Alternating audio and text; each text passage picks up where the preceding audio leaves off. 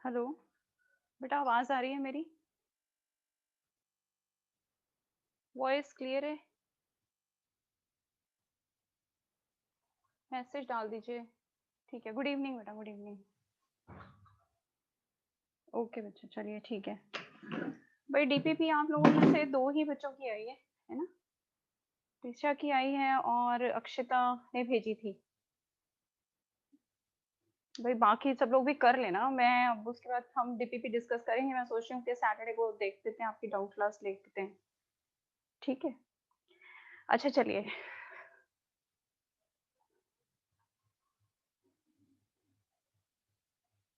हर्षवत, ये टॉपिक खत्म करने दो, सेट्स वाला ये वाला पोर्शन खत्म हो जाएगा हमारा, फिर रिलेशन शुरू हो जाएगा।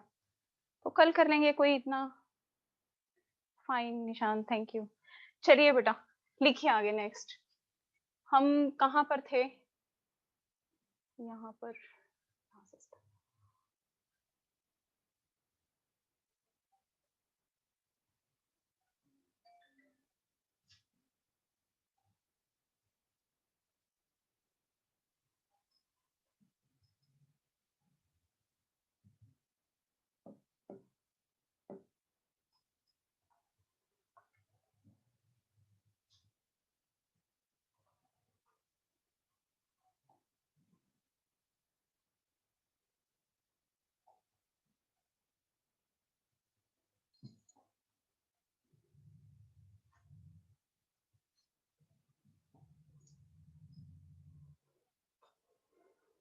भाई 1 मिनट रुकिए जरा।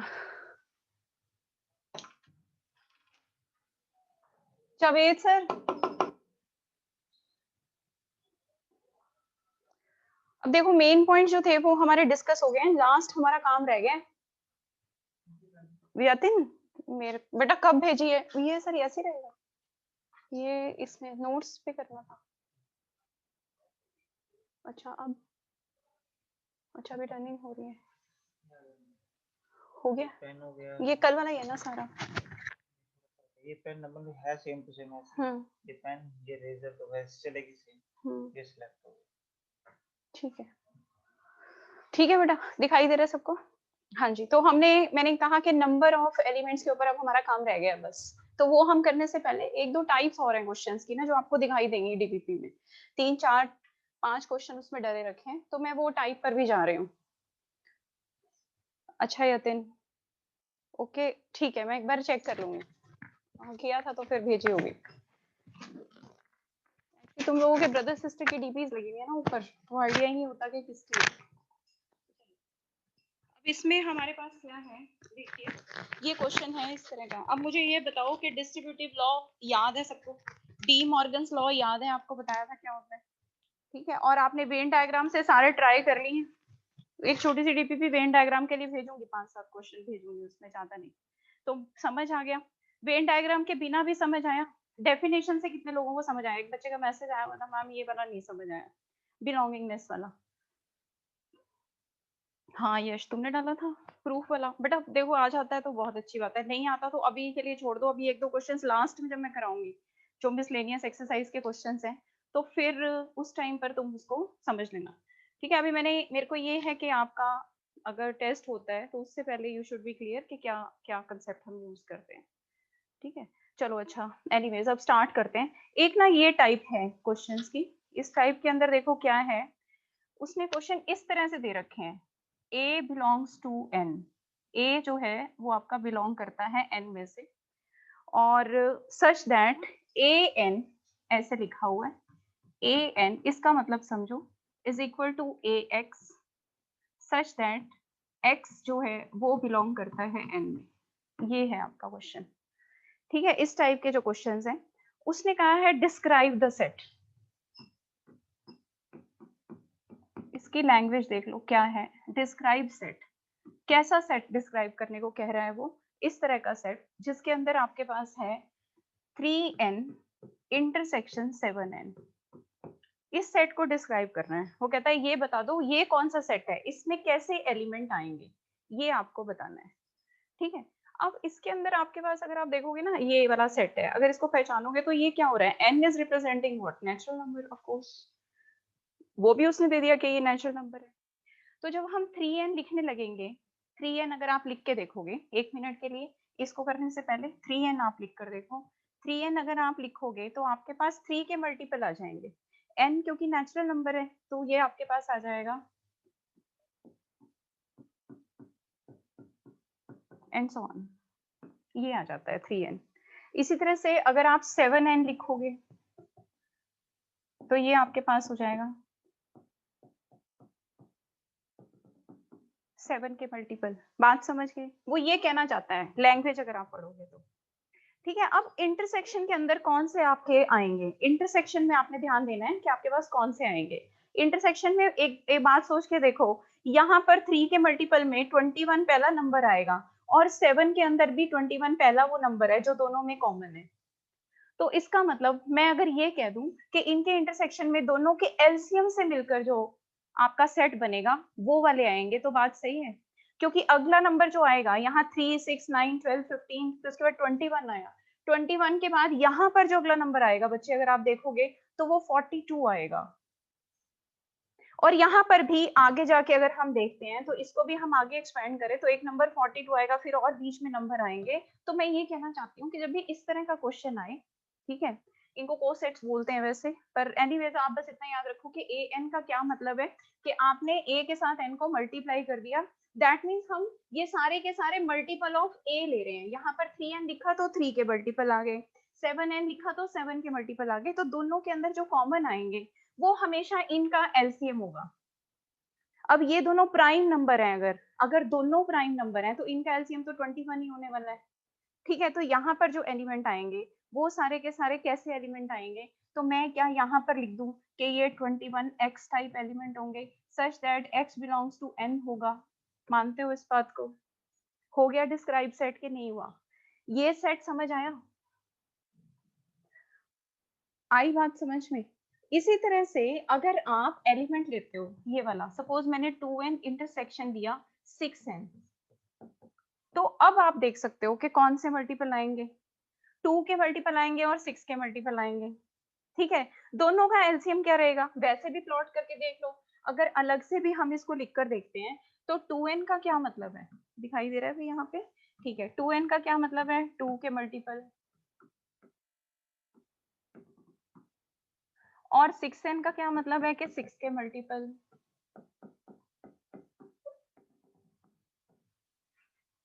तो आप क्या देखोगे, दोनों के कॉमन अगर हम लेने की कोशिश करेंगे तो 2n इंटरसेक्शन 6n के अंदर आपके पास कौन से एलिमेंट्स आएंगे जो कि 6 के मल्टीपल है, क्योंकि दोनों का एलसीएम 6 आता है। यहाँ देखिए 6 के बाद 12 आएगा, यहाँ पे भी आगे जाके आपके पास 10 के बाद फिर 12 आएगा, तो 12, 6 ये भी सारे 6 के मल्टीपल आ रहे हैं क्योंकि दोनों का एलसीएम जो है वो, तो हमारा आंसर क्या हो जाएगा 6x such that x belongs to n। बताइए क्लियर है? ये लैंग्वेज समझ आ गई क्या बताना चाहता है वो? ठीक है, तो इस तरह के क्वेश्चंस जो हैं सेट में आपको दिखाई देंगे।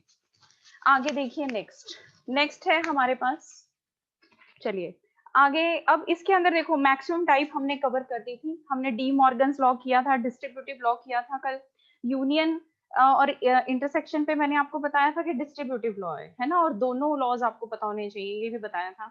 ठीक है, उसके बाद हमने डी मॉर्गन किया था जो कि कॉम्प्लीमेंट से रिलेटेड था।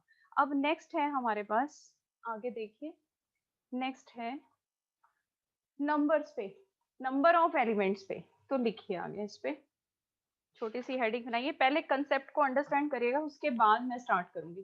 पहले समझ लो कि कंसेप्ट क्या है आपका। अच्छा इसको प्लस कर देते हैं, चलिए ठीक है। अब नेक्स्ट जो आपका कंसेप्ट है that is results on number of elements. Cardinality पर है ये, number of elements in a set.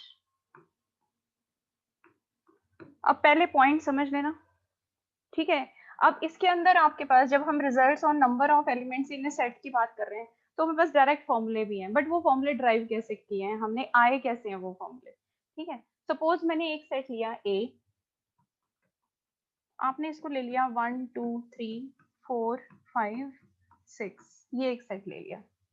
ठीक है, नेक्स्ट सेट हमने लिया बी और बी को मैंने लिख दिया 4 5 6 7 8 9। ठीक है, अब आप जब आप डायग्राम ड्रॉ करते हो और ए यूनियन बी बनाते हो, तो ए यूनियन बी के अंदर अब आपको पता है कि सारे के सारे एलिमेंट्स आते हैं, ऐसा होता है। ठीक है, अब आपने रिजल्ट को सॉल्व करना है जब इसके अंदर, तो नंबर ऑफ एलिमेंट्स ऑफ ए अगर मैं बात करूं तो इसके अंदर 6 एलिमेंट्स हैं। Number of elements of B अगर हम बात करेंगे तो इसके अंदर भी बाई चांस 6 ही एलिमेंट हैं। लेकिन number of elements in A union B अगर हम बात करते हैं तो वो आपके पास कितने एलिमेंट्स होने चाहिए? जब आप इसको ए यूनियन बी को लिखना स्टार्ट करेंगे, तो अगर मैं ए यूनियन बी लिखती हूँ पहले, तो ए यूनियन बी आप लिख लीजिए, ये हो जाएगा 1 2 3 6 7 8 9। तो number of elements A union B के अंदर कितने हैं? 9 है। Number of elements A union B के अंदर कितने हैं? 9 है। तो आप कार्डिनलिटी देखोगे तो 9 आएगी। ठीक है, लेकिन अब क्या होता है, जब मैं वैसे number of A union B सोचूं तो दिमाग में आता है कि भाई क्या हुआ कि एन ऑफ ए ऐड कर दो plus N of B add कर दो। ठीक है, कि number of elements of A add कर दो और number of elements of B add कर दो। लेकिन सेट की डेफिनेशन में हमने ये चीज बताई थी कि एलिमेंट्स जो है वो रिपीट नहीं होने चाहिए। जब ए यूनियन बी किया तो उसमें ये जो 4 5 6 थे ना, ये 2 बार आ गया। 4 5 6 जब आपने यहाँ पर बनाने की कोशिश करी ए यूनियन बी, तो ऐसा लिखने से 2 बार आ गया। तो इसका मतलब हमारे फॉर्मूले में हमें क्या करना पड़ेगा, एक बार आपके पास ए इंटरसेक्शन बी जो कॉमन एलिमेंट्स हैं वो माइनस करने पड़ते हैं। तो जो सबसे पहला फॉर्मूला आता है, ठीक है, अगर आपको ये बात समझ आ रही है तो फिर चीजें ज्यादा आसान हो जाएंगी।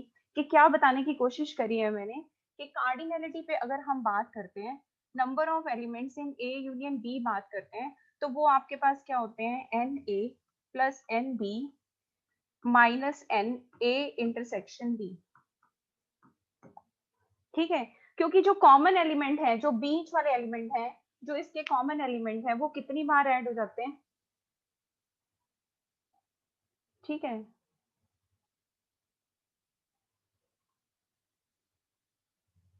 कलर नहीं हम यूज कर पा रहे हैं इसमें, चलिए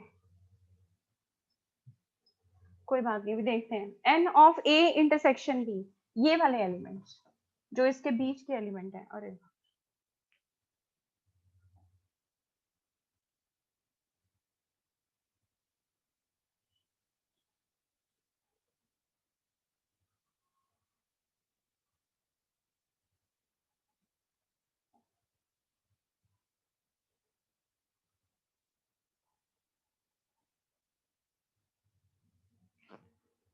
रुको भाई 1 मिनट, हाँ अभी बता रही हूँ बेटा, 1 मिनट रुको, लास्ट लाइन अभी एक्सप्लेन कर रही हूँ, रुकिए जरा।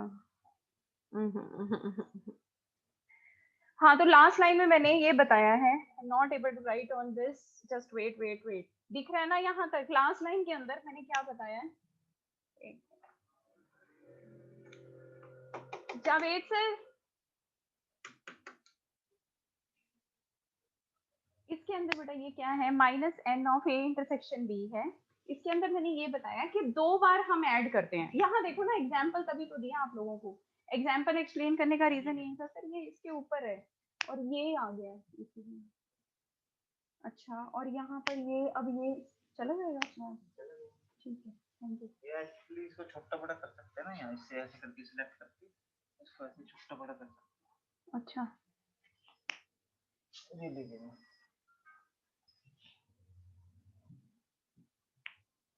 नहीं हो गया आपको शायद। इसको आप इधर कैसे ले आए, यहाँ से एरो था। ठीक है बेटा, अब मेरी बात सुनो, मैं क्या कहना चाहती हूँ, ये एग्जाम्पल देखो, दोबारा देखो इस एग्जाम्पल को। एक सेट हमने ए लिया, एक बी लिया, दोनों का यूनियन लिया, तो बच्चे ये सेट आया। अरे भाई ये घूम जा रहा है कहीं ना कहीं, चलो।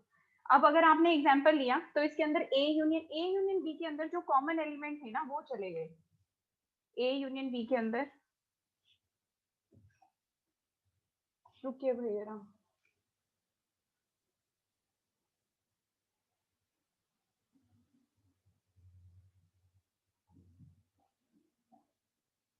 ए यूनियन बी के अंदर जो कॉमन एलिमेंट थे आपके, वो चले गए इसके अंदर। ठीक है, ठीक है, ठीक है निशांत, थैंक्स बच्चे। अब इसके अंदर ए यूनियन बी के अंदर कॉमन एलिमेंट जो थे वो यहाँ पर एक बार आए ना, यहाँ पर 2 बार दिखाई दे रहे हैं आपको। ए में भी 2 बार दिख रहे हैं, ए में भी है 4 5 6 और बी में भी है, 2 बार दिखाई दे रहे हैं। लेकिन जब आपने ए यूनियन बी दोनों का कलेक्शन दिया तो बच्चे एक ही बार आए ना, 4 5 6 जो है वो एक ही बार आया। ठीक है, तो इसलिए हमारा जो फॉर्मूला बना ना, हमारे दिमाग में आएगा कि भाई ए यूनियन बी का मतलब क्या है कि ए के एलिमेंट्स को और बी के एलिमेंट्स को ऐड कर दो। लेकिन वो गलत क्यों होगा? क्योंकि उसके अंदर जो 4 5 6 है, 4 5 6 मतलब 4 5 6 इसमें भी काउंट हुआ और इसमें भी काउंट हुआ, तो एक ही बार आना चाहिए पर। तो हम इसलिए क्या करते हैं, इस फॉर्मूले को हमने जनरेट कर दिया। हम ये बात याद रखेंगे कि ए और बी अगर दो हमारे सेट्स हैं तो ए इंटरसेक्शन बी हमें एक बार माइनस करना पड़ता है। बताओ बात समझ आ गई? इज इट क्लियर और नॉट? पॉइंट क्लियर हुआ? ठीक है, तो ये आपका पहला फॉर्मूला है। ठीक है, अब मैंने क्या कहा कि ये 2 बार आएगा। अगर आप इसको बनाकर देखने की कोशिश करोगे, ए यूनियन बी बनाओगे, तो ऑटोमेटिकली तुम्हें पता चल जाएगा कि ए के एलिमेंट भी आ रहे हैं और बी के एलिमेंट भी आ रहे हैं। ठीक है, तो यहां से ये हमारा पहला रिजल्ट है रिगार्डिंग दिस कार्डिनैलिटी के ऊपर। कार्डिनैलिटी क्या होती है? Number of elements in A set. तो ये पहला पॉइंट हो गया क्लियर भाई? उसके बाद सेकंड पॉइंट, सेकंड पॉइंट के अंदर हम क्या करेंगे कि अगर आपका, अब आप एक चीज देखो, अगर ए इंटरसेक्शन बी, ये मेरे पास है, सेकंड डायग्राम में बना रही हूँ, अगर मैंने ऐसे बना दिए, क्या अब कोई कॉमन एलिमेंट आएगा? अब कोई कॉमन एलिमेंट नहीं आएगा। अब कोई कॉमन एलिमेंट नहीं आएगा तो N of A union B जो है वो आपका किसके बराबर हो जाएगा? N of A union B आपके पास N A plus N B के बराबर हो जाएगा। ऐसा क्यों हुआ? क्योंकि इस बार दोनों में कोई भी कॉमन एलिमेंट था ही नहीं। वाई? बिकॉज आपके पास ए इंटरसेक्शन बी जो है वो 5 है, 2 बार कोई एलिमेंट नहीं आया, एम्प्टी हो गया। क्या कह रहे हो? मैसेज, हाँ बचाओ, बताओ बताओ बच्चे बताओ, क्या पूछना चाहते हो? हाँ बस ठीक है, very good. Is it okay? तो ये अब कोई कॉमन एलिमेंट नहीं है। अगर ए इंटरसेक्शन बी 5 हो जाता है तो ऑफ कोर्स उसके कॉमन एलिमेंट कोई है ही नहीं, तो ये वाला सिचुएशन नहीं बनेगा फिर। बात समझ आ गई? या हम कहेंगे कि ए और बी अगर डिसजॉइंट है तो N of A intersect A union B, sorry, N of A plus N of B हो जाएगा। इसी तरह से अब थर्ड पॉइंट पे चलते हैं। थर्ड पॉइंट कौन सा है? आप साथ साथ ये बनाते जाना, जैसे मैं आपको बता रही हूँ उसको वैसे ही लिख लेना। थर्ड पॉइंट, हालांकि हम जब हम वेन डायग्राम से अभी क्वेश्चन सॉल्व करेंगे तो आपको ऑटोमेटिकली क्लियर हो जाएगा, इन चीजों की इतनी ज्यादा जरूरत नहीं पड़ेगी। पर अगर पेपर में ऑप्शन में वो क्वेश्चन देता है तो आपको ये सारे फॉर्मूले याद होने चाहिए जो मैं आपको अभी लिखवा रही हूँ। Of course I will explain it. ठीक है, अब नेक्स्ट जो आपका फॉर्मूला आता है N of A minus B. अब भाई आप, हमने बहुत बार इसका डायग्राम बना दिया क्योंकि मैंने 2-3 फॉर्मूले भी बताए हैं इससे रिलेटेड, है ना। N of A minus B बना दो।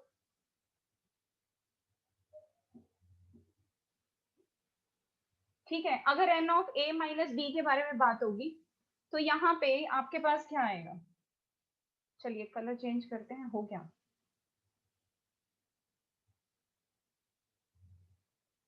अब यहाँ पे a माइनस बी अगर हम बनाने की कोशिश करेंगे तो ये आएगा। अगर ये आपके पास a है और ये b है, अब a माइनस बी का मतलब हमने डिस्कस किया था, तो सिर्फ a के एलिमेंट चाहिए, और a के एलिमेंट का मतलब ये है कि इसके इंटरसेक्शन वाले एलिमेंट माइनस हो जाए इसके अंदर से। तो यहाँ पर क्या, अगर मैं ऐसे लिख दूं कि this is N of A minus N of A intersection B, तो आप एग्री कर जाओगे? याद करने वाली चीजें नहीं है, समझने वाली चीजें हैं, बार बार यूज करने से वैसे याद हो जाती है। इज इट ओके और नॉट? एन ऑफ ए, बताइए यहाँ तक समझ आया? N of A minus B this is equal to N of A. Is it okay? तो कई बार इस तरह का रिलेशन दे रखा है या पेपर में आपको ये दिखाई देता है कि N of B plus N of A minus B plus N of A intersection B, तो you should be able to write its N of A. आप इसको ड्रॉ भी करके एनालाइज कर सकते हो, ठीक है, लेकिन कार्डिनैलिटी के ऊपर अफकोर्स जब आपने क्वेश्चन करना है तो फॉर्मूले जो है वो आपको पता होने चाहिए। समझ आ गई यहाँ पे? ये आपका थर्ड पॉइंट था। इसी तरह से अगर सपोज मुझे एन ऑफ बी माइनस ए लिखना हो तो, अगर बी माइनस ए लिखना हो तो क्या ये एरिया आएगा? अब ये एरिया आप लिखोगे तो इसके अंदर से भी वही हुआ कि n ऑफ b में से आप n of a intersection b को माइनस कर दो, उसके जो कॉमन एलिमेंट्स हैं वो निकाल दो। ठीक है, तो ये ऑन द सेम लाइन ये दोनों रिजल्ट आपको पता होने चाहिए। लेकिन हाँ ये ध्यान रखना a माइनस बी है and n of a intersection b है, यहाँ पर n के बराबर आ गया, और यहाँ पर जैसे ही आपने b किया तो b माइनस है, याद रखने की जरूरत नहीं है। देखो याद रखोगे तो मैं नहीं गारंटी देती कि याद रहेगा या नहीं। मैं ये नहीं कहूंगी कि यहाँ a पहले आया था तो ये n के बराबर हो जाएगा, यहाँ b पहले आया था तो ऑफकोर्स ये mb के बराबर हो जाएगा। इतना याद रखने की जरूरत नहीं है, डायग्राम याद रखिए और ये तो देखते ही बनता है। अगर आपने पीछे वाले लेक्चर ध्यान से सुने हैं तो अब ये चीजें देखते ही बनती हैं कि ऐसा होने वाला है। ठीक है, अब उसके बाद नेक्स्ट हमारे पास जब हम क्वेश्चंस कर रहे होते हैं तो थोड़ा सा लैंग्वेज भी यूज होता है। ठीक है, एक फॉर्मूले में से ही, हाँ बिल्कुल, ये आपके पास एक ही फॉर्मूले में से, ये दोनों एक ही फॉर्मूले में से निकले हैं और ये एक एक रेफरेंस पॉइंट पे निकले हैं, क्यों जो a माइनस बी फॉलो कर रहा है वही b माइनस ए फॉलो कर रहा है। बात समझ गए? ठीक है, तो ये आपके 3 पॉइंट्स आपने लिख लिए हैं। चलिए अब अगला लिखिए, next fourth point. Fourth point के अंदर अब देखो क्वेश्चन जब आते हैं तो आपको क्वेश्चन वाला भी मैं पॉइंट क्लियर कर रही हूँ, क्वेश्चन वाला पॉइंट क्लियर कर रही हूँ। कई बार आपको ऐसे लिखा हुआ मिलेगा क्या कि नंबर ऑफ एलिमेंट्स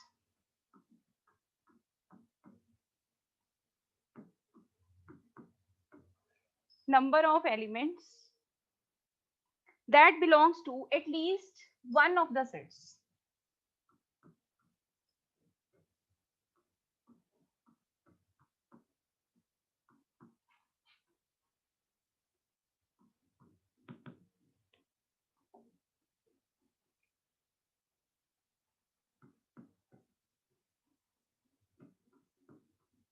ऐसा लिखा हुआ मिलेगा, इसका मतलब क्या है?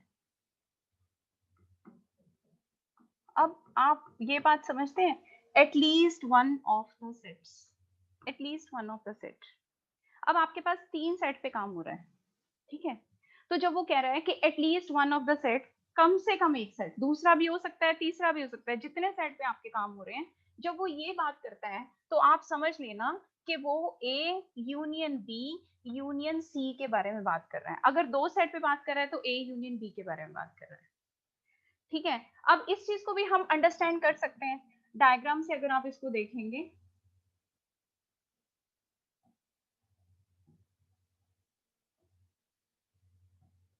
अब A union B union C के बारे में अब मैं बात करने लगी हूँ।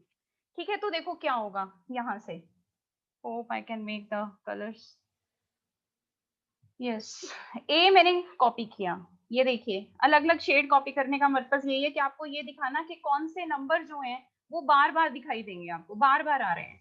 ये आपके पास ए है, ये आपके पास बी है, ये देखिए इसका मतलब जो ए इंटरसेक्शन बी वाले हैं, अब ध्यान से समझिएगा, यहाँ पे ए इंटरसेक्शन बी वाले ब्लू वाली शेड में भी आ रहे थे और ग्रीन वाली शेड में भी आ रहे थे, तो इसका मतलब 2 बार आ गए। इसका मतलब जब मुझे दोनों को ऐड करना है तो फिर वही सिचुएशन जो पहले केस में थी उसमें हमें क्या करना पड़ेगा, एक बार और जब आपने ऐड कर दिया तो एक बार माइनस करने पड़ेंगे जब हम ऐड करेंगे। अब एक और शेड ले लीजिए। ठीक है, चलिए रेड ले लेते हैं। अब क्या हुआ, कुछ एलिमेंट्स थे, ये देखिए यहाँ पर, अब ये पॉइंट को समझिएगा जो मैं बताना चाहती हूँ। अब जब हम इसे नोट डाउन करेंगे तो ये फॉर्मूला आपका बनेगा, ऐसे जनरेट हो रहा है कैसे, कि ये आपके पास n ऑफ a लिखा आपने, जैसे ही n ऑफ a लिखा तो पूरे सर्कल के अंदर जितने एलिमेंट्स थे वो आ गए। फिर आपने n ऑफ b लिखा, इसका सम कर दो, फिर उसके बाद बेटा n ऑफ c लिखा। अब क्या हुआ, जब तीनों एलिमेंट का हमने सम लिखा तो इसमें कुछ नंबर्स तो भाई बार बार आ गए। अब मैंने एक चीज में दिखा दिया था, ब्लू के ऊपर जब ग्रीन शेड आया तो वो 2 बार आ रखा है। ठीक है बच्चे, तो हमने क्या किया, अब n ए इंटरसेक्शन बी वाले को एक बार माइनस कर दिया, मैंने कहा भाई निकाल दो। इसका मतलब अब तुम विजुअलाइज कर दो कि दूसरे वाले के साथ भी ऐसा ही हुआ होगा, बी इंटरसेक्शन सी के साथ, ए इंटरसेक्शन सी के साथ, इन तीनों के साथ ऐसा हुआ होगा। लेकिन ऐसा करते करते एक छोटी सी प्रॉब्लम और हो गई। वो क्या हुई कि जो इनका कॉमन शेडेड रीजन था, देखो अब एक बात और ध्यान रखना, एक एरिया ऐसा है जिसके ऊपर रेड भी है ग्रीन भी है और ब्लू भी है, और वो एरिया जो है वो ये वाला एरिया बीच वाला। बात समझ रहे हो? तो जो कॉमन एलिमेंट था ना, जो इन तीनों में कॉमन था, वो बच्चे 3 बार सब्ट्रैक्ट हो गया, सब्ट्रैक्ट 3 बार हो गया। लेकिन हमें कितनी बार करना था?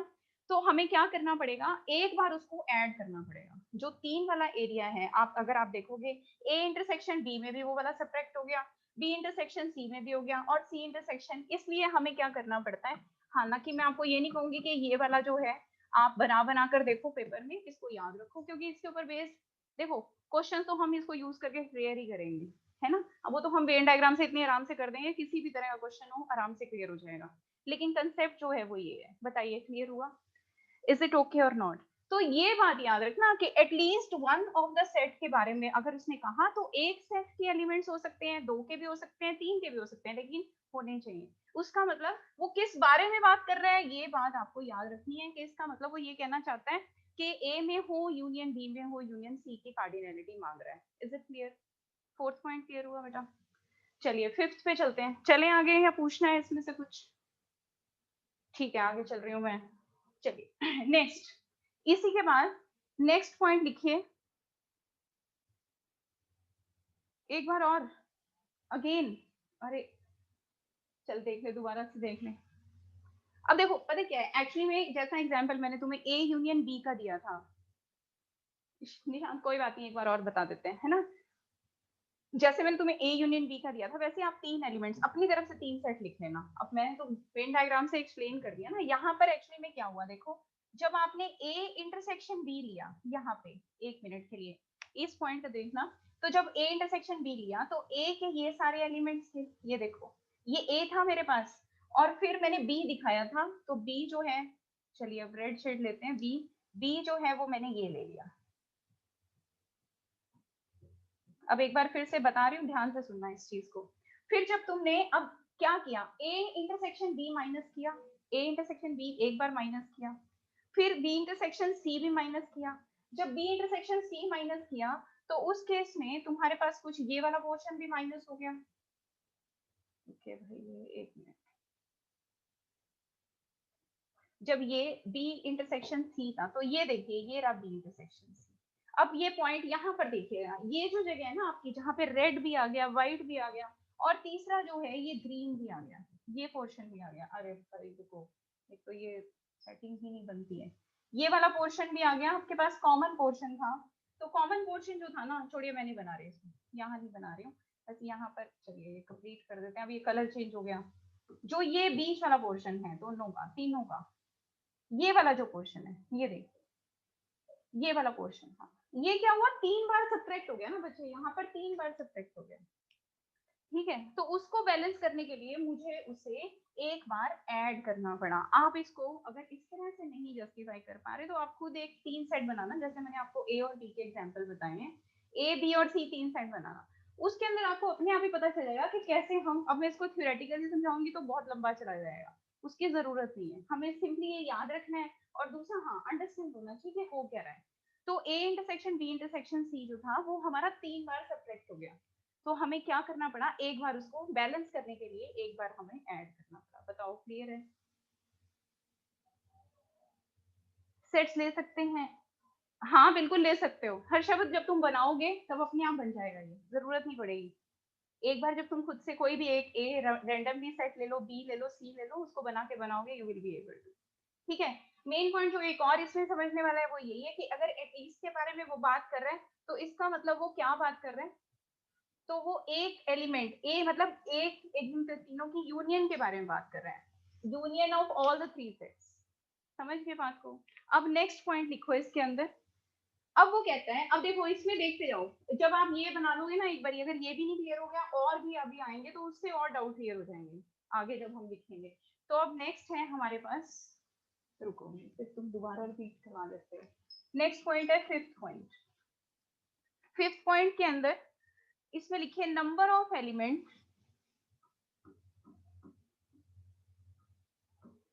नंबर ऑफ एलिमेंट्स, ऐसे क्वेश्चन दिखाई देंगे। Number of element in exactly 2 of the sets, number of element in exactly 2 of the sets. ठीक है, अब जब वेन डायग्राम से बात करेंगे हम, तो देखिए इसके अंदर आपके पास क्या है।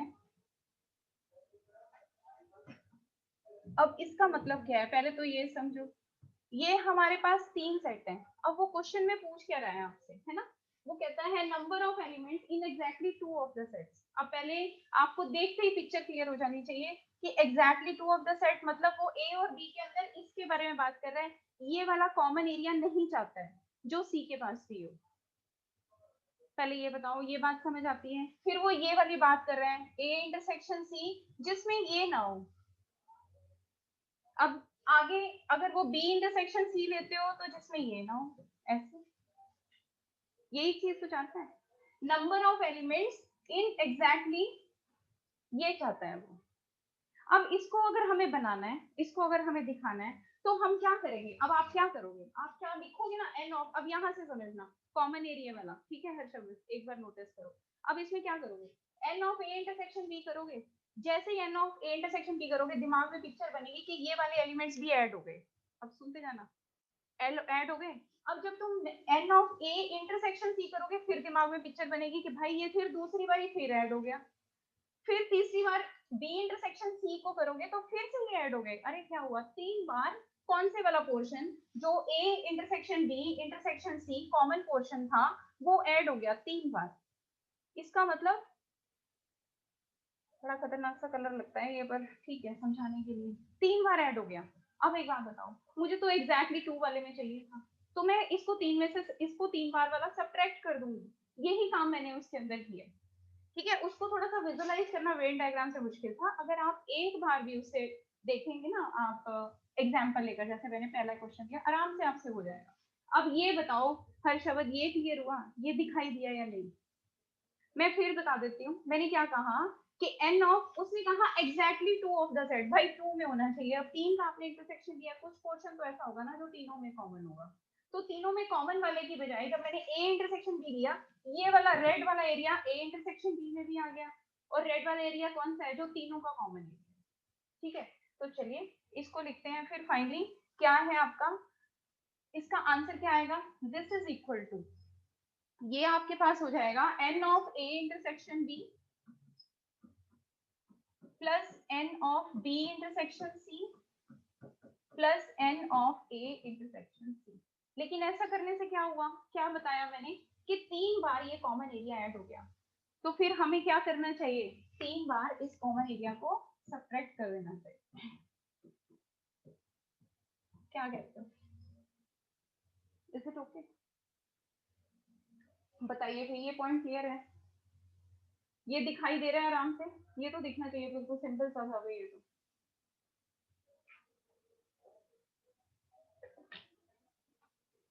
ठीक है आगे चलते हैं, अगले वाला पॉइंट इसके अंदर हर शब्द इसलिए। हाँ बेटा बताइए भाई, पूछना है, कोई डाउट है इसमें?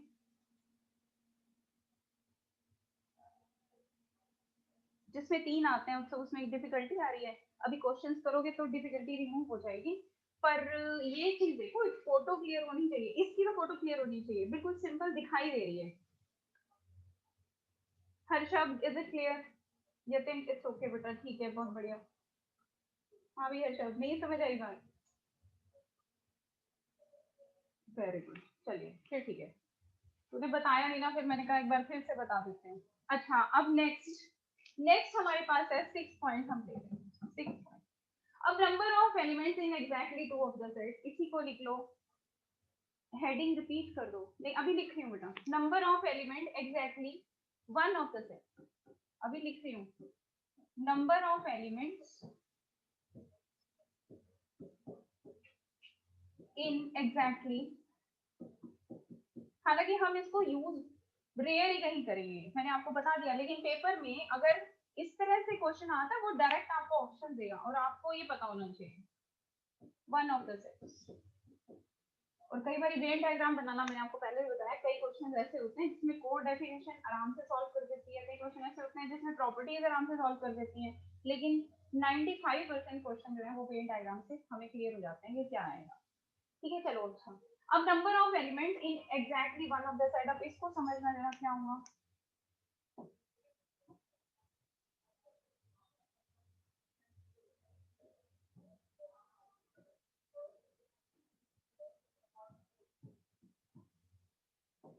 कहना चाहता है बेटा ये?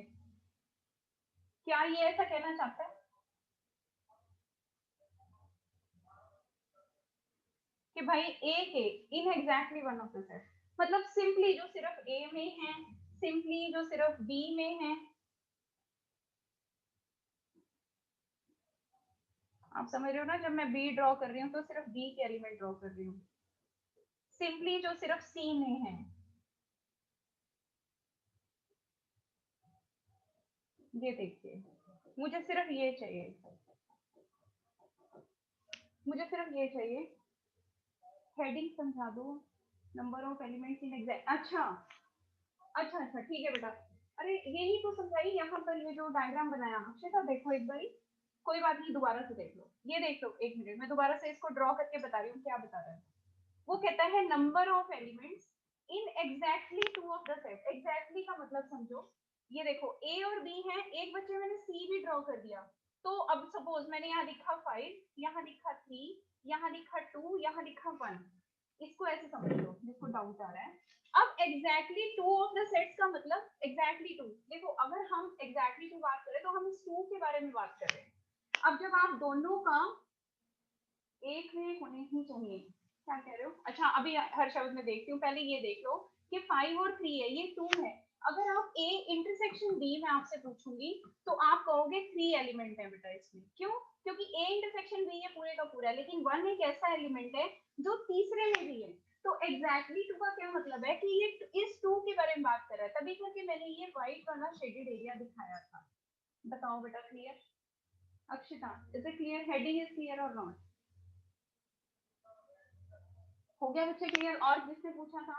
और भी किसका मैसेज आया था मुझे नहीं पता, कोई देख फटाफट से। बात समझ आई है कि एग्जैक्टली टू का क्या मतलब है? ये वो कहना चाहता है कि भाई ये वाला पोर्शन मुझे नहीं चाहिए, तभी तो मैं ड्राइव करके ऐसे बड़े आराम से लिख पाई, तभी तो मैंने इसका कॉमन वाला एरिया जो था वो ऑटोमेटिकली इसमें से निकाल दिया, कॉमन वाला, तीनों का कॉमन वाला एरिया। हाँ जी बेटा, क्लियर है? चलिए अब उसके बाद लास्ट ये बना, नेक्स्ट पॉइंट पे चलते हैं। नेक्स्ट पॉइंट में उसने कहा कि number of elements in exactly one of the sets, number of elements in exactly one of the set. तो मैंने अब ये बताओ, ये बात समझ आ रही है कि नहीं आ रही है? अब भाषा समझ आ रही है? इन एग्जैक्टली ये लिखवाने का पर्पज ये है ना, क्वेश्चंस में फिर आप समझ नहीं आएगा, एटलीस्ट वन ऑफ बताया, फिर exactly two of set, exactly one of set, एक छोटा सा और बना देते हैं ये लोग, उसी को उठा लेना था वैसे। अगर मैंने लिखा 3 4, यहाँ पे चलिए 1 आ जाता है और यहाँ पे आ जाता है 2, और ये हो गया ए, ये हो गया बी, ये हो गया सी, चलो इसको भी दे देते हैं कुछ 3 दे देते हैं। अब एग्जैक्टली वन का क्या मतलब है बच्चे? एग्जैक्टली वन का क्या मतलब है? सिर्फ ये वाले, वो कहता है जो सिर्फ ए के पास है, ए कहता है बस जो जिनको मैं ही जानता हूँ ना, बी और सी दोनों में से किसी से भी कॉमन नहीं है। यस 3, सही कह रहे हो। बी के पास ये रहे 4, सी के पास ये रहे 3। वेन डायग्राम से जब आपको वेन डायग्राम सिखा दी जाएगी तो ये आराम से आप निकाल लोगे। मैंने कहा कि इन फॉर्मूलाज की जरूरत नहीं पड़ेगी, क्योंकि वो हम डायग्राम से हमेशा ही लिख सकते हैं, और तरीका बता रही हूँ मैं आपको लिखने का, ठीक है? पर फिर भी एक बात जरूर कहूंगी कि थोड़ा सा आइडिया होना चाहिए क्या करते क्या है इसमें। चले आगे, अब इसको बनाना है। अब वो कहता है number of element in exactly one of the set, के भाई सिर्फ ए के एलिमेंट आने चाहिए, मतलब ए को छोड़ के ये बी और सी का जो सामान ए के साथ लगा हुआ है, ये वाला सामान, कौन से वाले? ये वाले नंबर्स, ये वाले नंबर देखिए, अरे ये भी खतरनाक सा कलर आ गया, अरे मैं टच कर जाती हूँ उसको।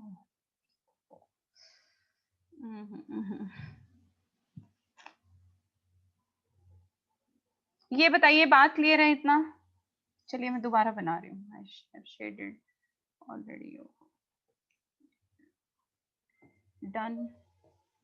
हाँ तो एग्जैक्टली वन के लिए मैंने बता दिया कि मैं किसके बारे में बात कर रही हूँ, मैं सिर्फ इस पोर्शन के बारे में बात कर रही हूँ। ये बेटा ठीक कर लेना, ये वाला पोर्शन, ये वाला पोर्शन और ये वाला पोर्शन। तो मैं आपको ये बताना चाहती थी कि इसके अंदर ये जो 3 वाला पोर्शन है ना, वो नहीं आएगा।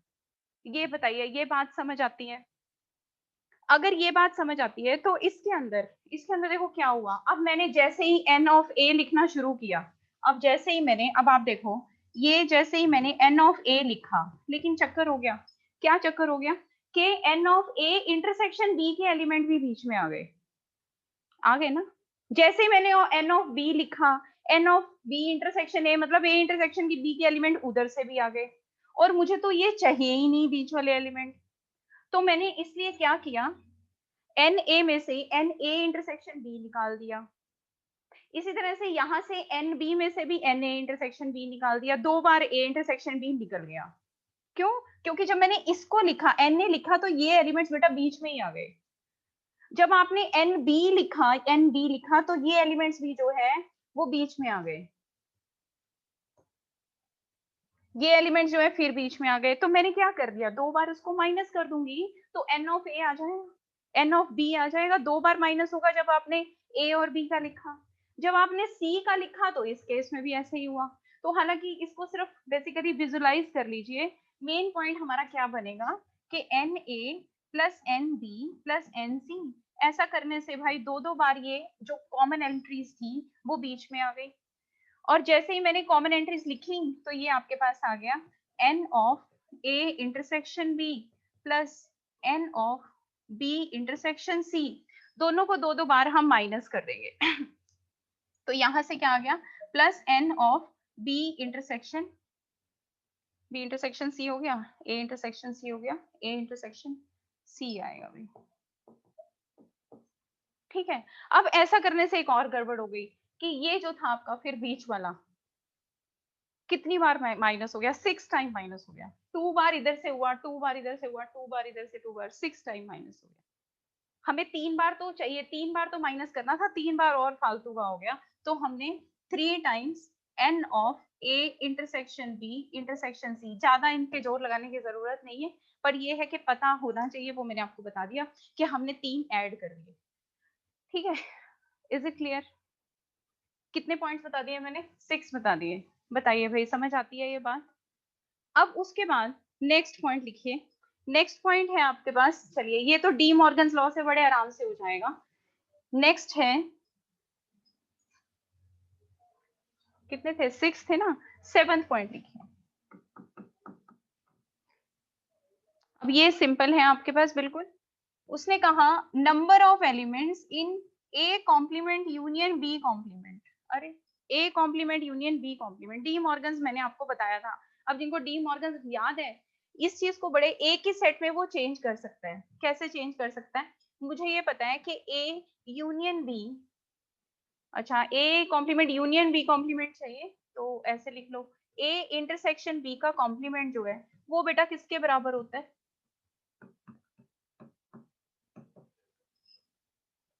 ये पता है हमें, है ना? तो हम इसको वो लिख सकते हैं कि नहीं लिख सकते?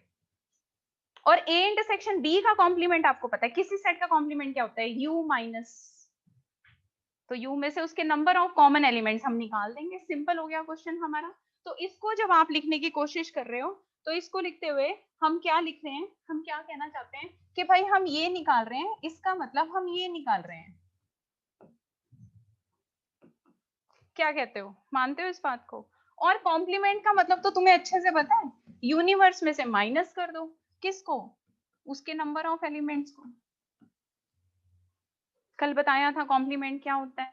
तो नंबर ऑफ एलिमेंट्स, जैसे कि फॉर एग्जांपल ले लो, यहाँ पर बहुत सिंपल सा बन जाएगा। यहाँ तो ये आपके पास है ए सेट है, सिंपल एक सेट है ए। अब वो ए जो है मेरे पास ए इंटरसेक्शन बी, ये एलिमेंट्स आ गए। अब एक बात बताना कि अगर ए के अंदर सपोज आपके ये एलिमेंट पड़े हैं 1 2 3, यहाँ पड़े हैं 5 6 7, तो यूनिवर्सल सेट जो है वो आपका क्या है इसके अकॉर्डिंग? अगर आप देखो 1 2 3 5 6 7, ये है आपके पास।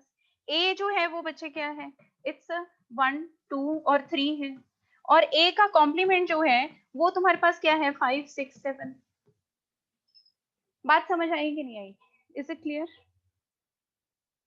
तो बेसिकली हुआ क्या इसके अंदर, यहाँ पे आपके पास कि इसके अंदर जब आपने नंबर ऑफ एलिमेंट्स की बात करी, ए सेट में 3 थे, ए कॉम्प्लीमेंट में कितने थे? यूनिवर्सल में से आपने ए के नंबर ऑफ एलिमेंट्स जो हैं वो सब्ट्रैक्ट कर दिए। बताओ भाई, क्लियर है?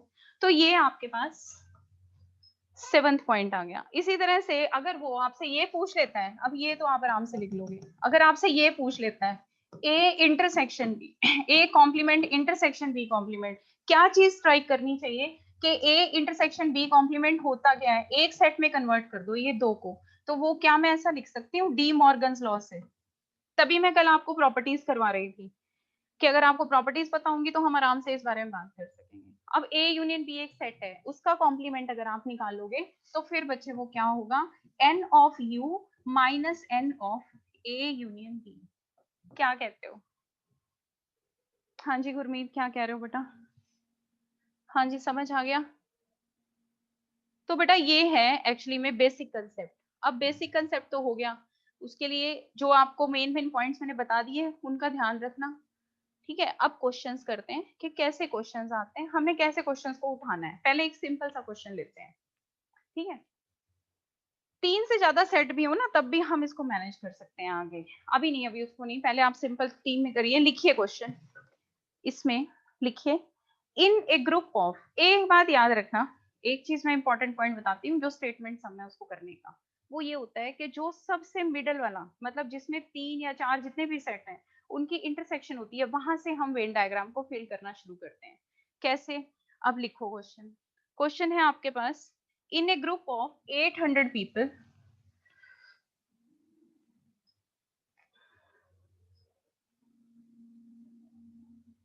ए इंटरसेक्शन बी कैसे इक्वल होगा? एक मिनट, क्या क्या पूछ रहे हो बेटा? ए इंटरसेक्शन बी कॉम्प्लीमेंट किसके इक्वल होगा? ए इंटरसेक्शन बी का कॉम्प्लीमेंट कह रहा है, यही कह रहा है बेटा। डाल चैट में अक्षिता। हाँ बोल बच्चे, यही कह रही है ना? हाँ फिर बच्चे फिर,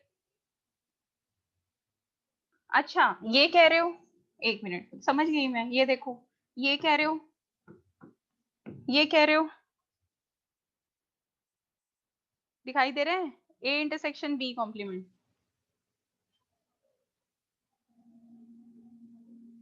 ये कह रहे हो अक्षिता, ये कल बताया था। ठीक है बच्चे, ये तो a माइनस बी होता है, याद रख लो। अभी भी कितनी बार ये चीज बार बार बता रही हूँ, बहुत जगह पे यूज कर लिया मैंने, कल स्टेटमेंट्स प्रूव करी है प्रॉपर्टीज यूज करके, तो इसको 2-3 जगह पे यूज किया। ये होता है इंटरसेक्शन बी कॉम्प्लीमेंट। देख लो, इसको बना के देख लो, ये देखो a माइनस बी करोगे, a माइनस बी मतलब a के सिर्फ यही एलिमेंट चाहिए, b के एलिमेंट नहीं चाहिए, तो उसको b के कॉम्प्लीमेंट में डाल दिया उसने। उसने कहा कि a को कॉमन ले लो b के कॉम्प्लीमेंट के साथ, b के कॉम्प्लीमेंट में बेटा ये आएगा, ये देखो, ये देख रहे हो? अब मैंने इसको सेम पेन से ले लिया है। इसमें देखो a वाली शेडिंग देखो, और b वाली कहाँ आ गई, ये आ गया बच्चे a माइनस बी और a इंटरसेक्शन b कॉम्प्लीमेंट। समझ गए? कौन से वाला एरिया आएगा इसमें? ये वाला एरिया आएगा। ठीक है, क्लियर है ये? चलो अब उसके बाद नेक्स्ट पे चलते हैं। हाँ तो हम नेक्स्ट पे चल रहे थे, तो हम यहीं पे ही थे, इसी बोर्ड पे ही। हाँ, लिखिए क्वेश्चन, लिखिए। अब क्वेश्चन में आप लिखिए, in a group of 800 people,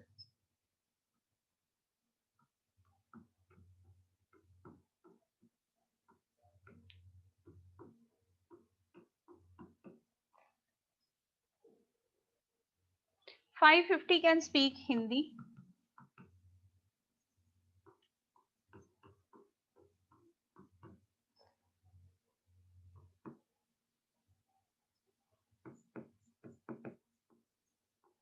and 550 can speak Hindi, and 450 can speak English.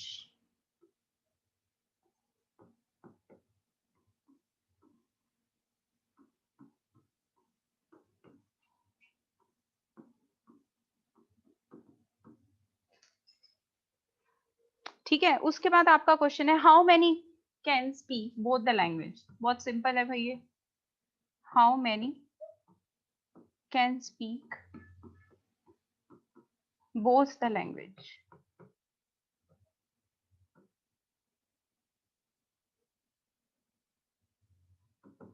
ये क्वेश्चन है।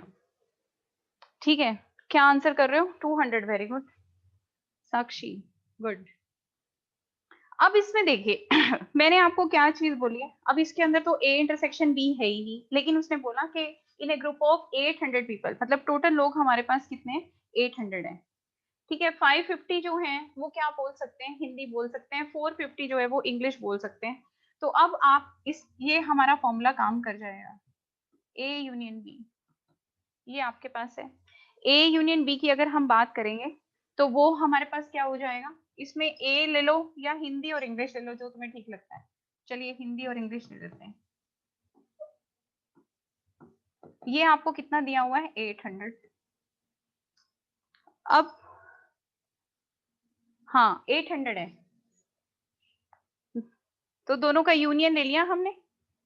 अब यहाँ पर जब आपने हिंदी लिखी तो हिंदी के कितने कितने लोग हिंदी बोल सकते हैं, 550 हिंदी बोल सकते हैं।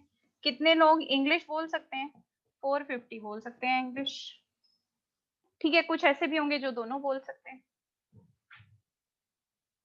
ठीक है, हाउ मेनी कैन, यही क्वेश्चन था ना आपका, हाउ मेनी, ये how many Odia, how many can speak both the languages. तो अब आप अप्लाई कर दो फॉर्मूला, अभी आप फॉर्मूला अप्लाई करो, फिर उसमें और चीजें क्लियर होंगी, कुछ और चीज भी बताऊंगी। फिर ये Hindi plus N of English minus N of Hindi intersection English, ये निकालना है आपको। तो निकाल दो, n of H intersection E, ये हमारा किसके बराबर होगा, n H plus n E minus N of H union E. सारा सामान आपको दे रखा है, अप्लाई कर दो, फॉर्मूला अप्लाई करोगे।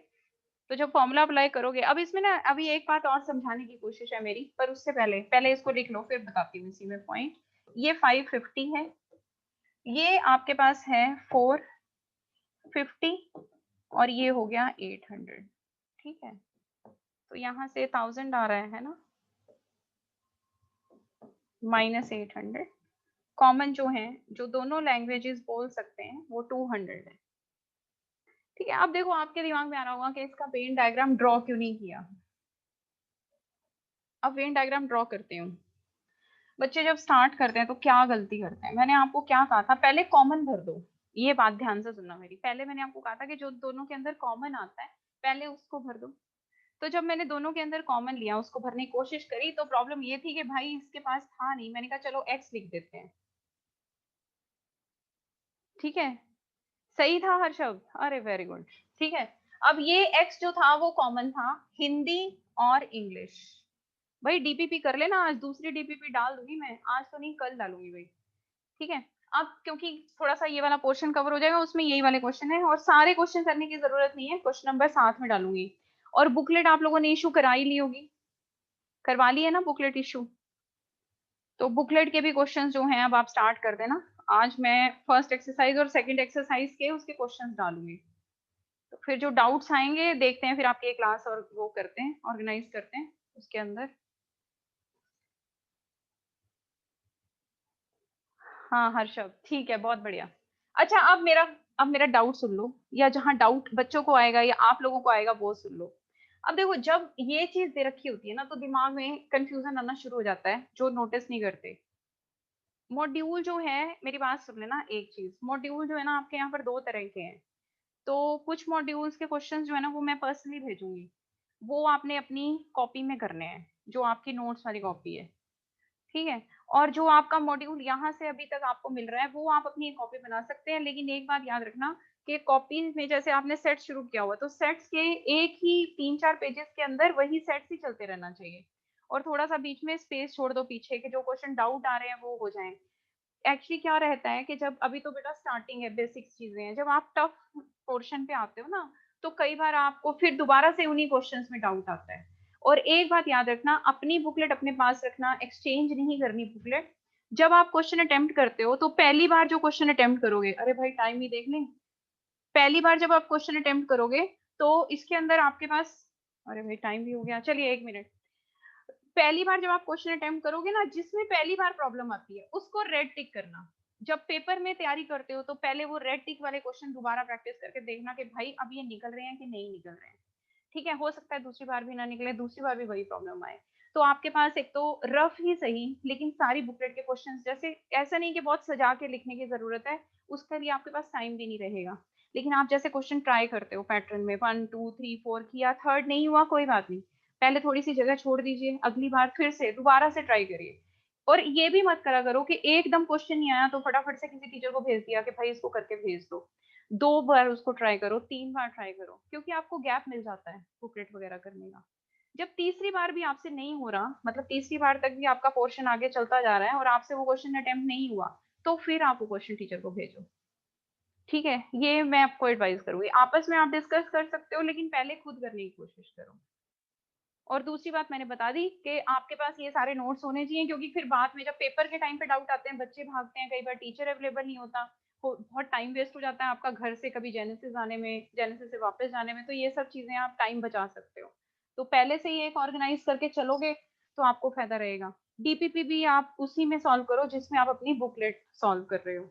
तो क्वेश्चन जो है आसान रहेंगे, पैटर्न, और जो पॉइंट आपको पहली बार में हिट कर रहे हैं, मतलब आपको नहीं समझ आए या आप किसी क्वेश्चन करते हो उस पॉइंट से आप वो पॉइंट नहीं समझ आया, इस वजह से वो टॉपिक आपसे नहीं होगा। जो पॉइंट आपको समझ नहीं आएंगे ना, वो टॉपिक टॉपिक फंसेगा आपका। और इसका मतलब ये समझ लेना कि टॉपिक या तो ध्यान से सुना नहीं है, या फिर उसमें कोई चीज ऐसी रह गई है जो आपके हाथ से स्किप हो रही है। ठीक है, चलिए एनीवेज, हम जो बात बता रहे थे, अब ये वाला पॉइंट ना रह जाए हमारा, खत्म करते हैं क्लास को। 1 मिनट मुझे और दीजिए। मैंने क्या कहा बेटा, ये एक्स लिखा मैंने, ये डायग्राम पहले इसलिए नहीं बनाया क्योंकि अब दिमाग में क्या गड़बड़ होगी, जब आप ये 550 लिखने लगोगे ना यहाँ पर, तो अंदर आवाज आएगी, अरे भाई ये भी है क्या, ये या यही 550 है। तो आप मेरी बात ध्यान से सुन लो, 550, ये 550 नहीं है सीधा, ये कॉमन वाले एलिमेंट भी साथ में लेकर बोला है इसने 550। तो ये जो h यहाँ पर जो था, वो आपके पास 550 माइनस एक्स आएगा। आ गई मेरी बात समझ के, नहीं आई? इसलिए मैंने अभी इस क्वेश्चन को वेन डायग्राम से उठाया नहीं। इसी तरह से जब आपने यहाँ सिर्फ इंग्लिश के बारे में, सिर्फ इंग्लिश में 460 नहीं है, 460 के अंदर वो नंबर्स भी हैं जो कि दोनों के अंदर कॉमन है, इसका मतलब ये वाला पोर्शन जो है 460 माइनस एक्स है। सेकेंड टीपीपी के क्वेश्चंस में यही है। अभी मैं वो नहीं भेजूंगी। हाँ, बुकलेट बेटा मॉड्यूल नंबर 5 मैंने मैसेज बताया तो था आपको क्लास में, है ना अक्षता?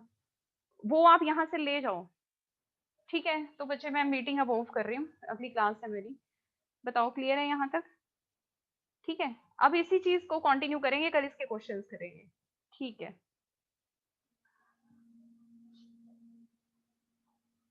ओके बच्चे, गुड इवनिंग।